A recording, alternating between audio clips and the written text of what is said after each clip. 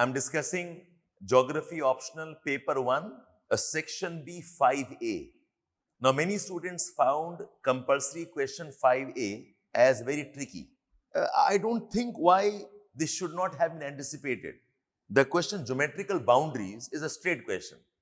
Okay, line boundaries because of meridians, because of latitudes, the superimposed boundaries because of the colonial experience, and boundaries where arcs are used.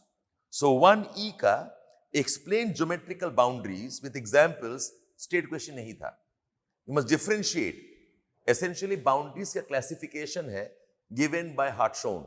The boundaries can be morphological boundaries and the boundaries can be genetic boundaries. Genetic boundaries are subsequent boundaries, antecedent boundaries, consequent boundaries, superimposed boundaries. And the morphological ones are two types. One's based on physical features and one based on geometrical patterns.